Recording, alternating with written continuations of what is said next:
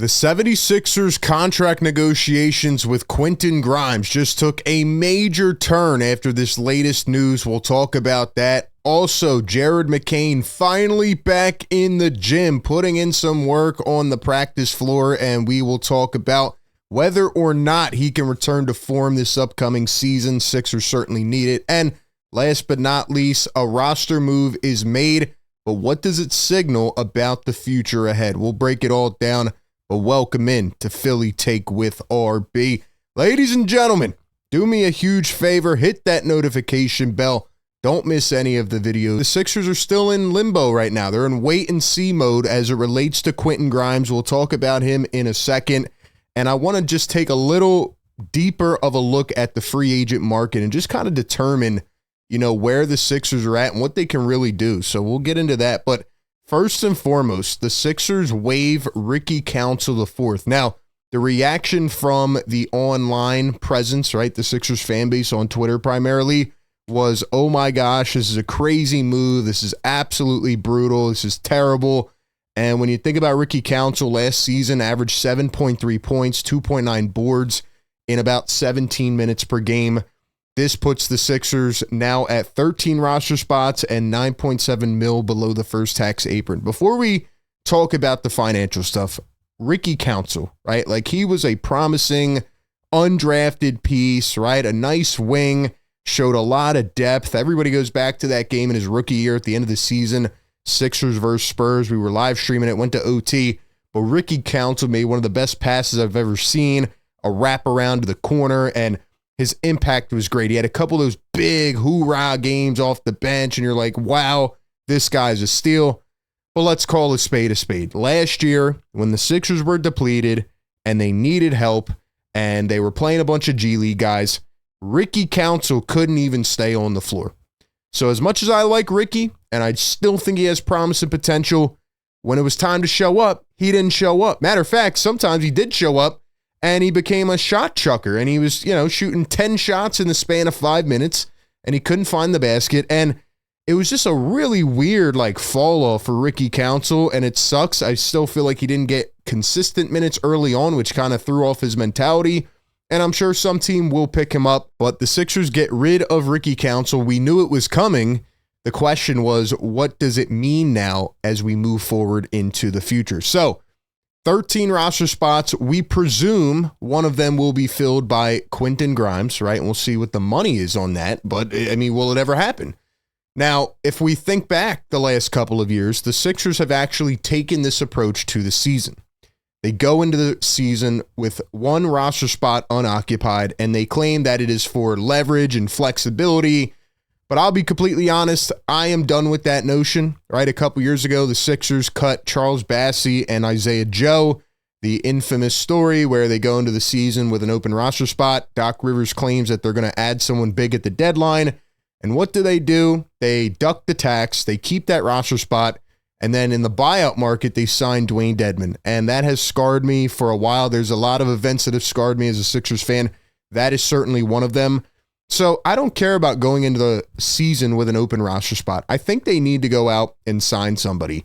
Now, if we look at the open market right now, like I said, there's not a lot going on, and we still think they need a little more forward depth. Guys that we have proposed in the last, month or so, Chris Boucher and who else? Precious Achua, like Nick Nurse guys. There's a few others on here, but is anybody really going to move the needle? Who knows? As it relates to free agency, the couple big dominoes still lie in place with Josh Giddey, Jonathan Kuminga, Cam Thomas, and Quentin Grimes. And that takes us to our new twist, as Jake Fisher on the Bleacher Report app said this about Quentin Grimes. He is more likely to re-sign with the Sixers on a short-term contract as any resolution would come next month. He says, I do not think we're getting a resolution this week or in July for Quentin Grimes. The Sixers 100% want to bring him back, but they want him at a very strong number. My latest understanding is that Grimes will also, in a similar capacity to Kuminga and Thomas, seem more likely to be signing a short-term agreement with Philadelphia. So now you start to get into this territory where it's a little bit shaky, I'll be honest, because like I said before, you don't want to piss Grimes off to the point where he re-signs, but he's not happy. Yeah, I'll take my 1-year qualifying offer that I signed, or I'll take a really small deal, and then I'm just going to go out there for my own personal agenda. I'm going to put up the numbers. I'm going to be a shot chucker, and I'm not going to really contribute to the team. Now, you could probably look at it and say, well, his best interest is to play well, the team to do well, and then another team will come along and give him a big contract next year. I just think with how things have gone in the past for the Sixers and Daryl Morey, you don't want to get that rep, and you don't want to go out here and play hardball so much to the point where he's just pissed off, or maybe he holds out. I don't know. It's a very sticky situation, not just for Grimes, but the other teams as well.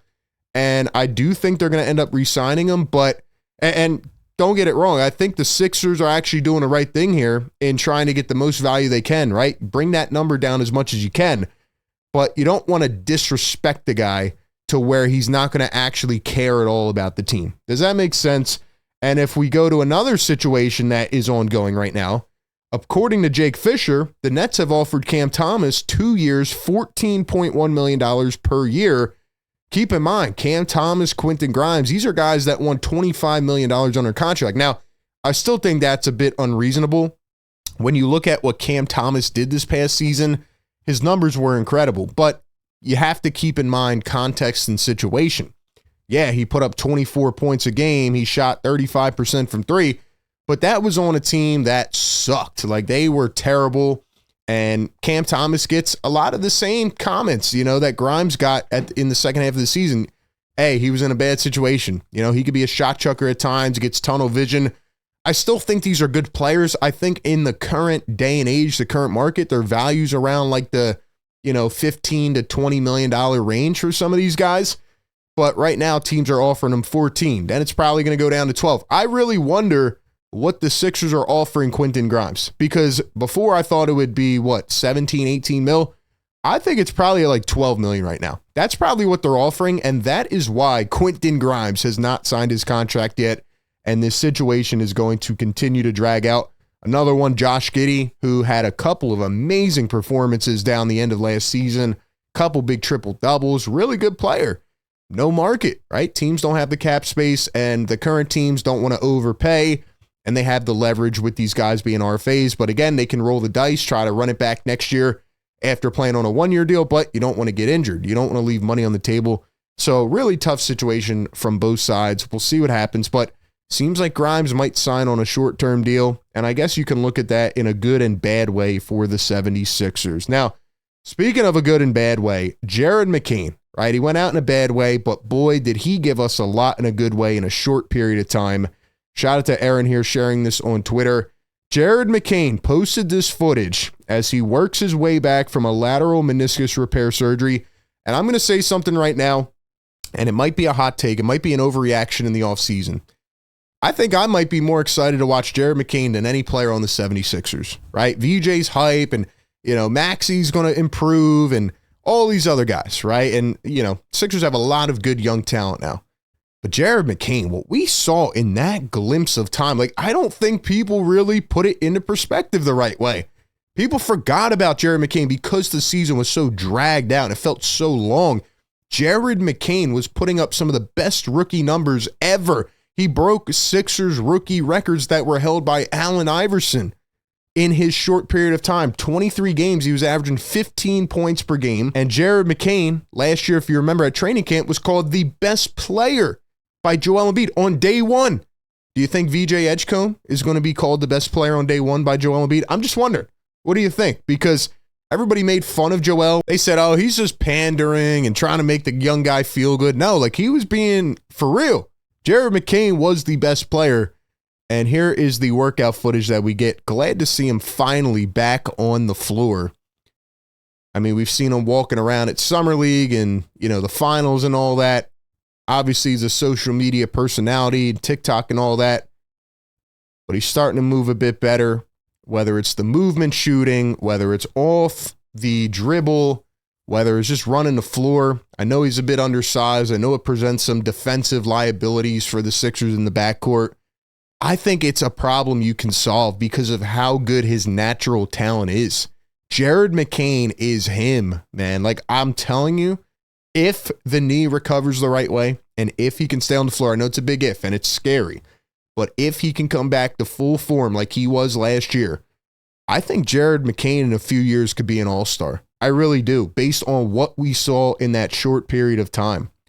Jared McCain had a 7-game stretch where his averages were this, and shout out to this guy, Why So Serious on Twitter, 26.1 points per game, 2.9 rebounds per game, 4.3 assists per game, and 0.9 steals, 50-45-96 split with a 63 effective field goal percentage, 66 true shooting percentage, and he was averaging 9.7 threes per game. Like, those are bonkers numbers for a rookie, man. There were just some special performances from Jared McCain. I don't want him to get lost in the mix because of, you know, how the season went and drafting VJ Edgecombe and all that. I do think the whole guard situation is something that has to be figured out, and maybe we get to a point in a few years where you can't have them all on the team, but right now, just talent-wise and ability to put the ball in the hoop and just impact the game immediately, just be a firecracker, you know what I mean? A microwave scorer.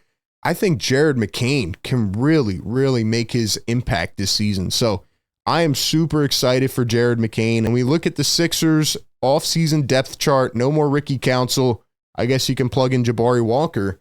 What do? Should they go out and sign one of these minimum free agents? Should they just wait and keep an open roster spot?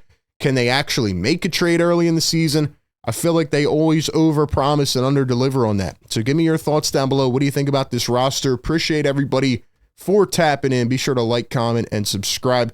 And as always, I will catch you on the next one. Peace.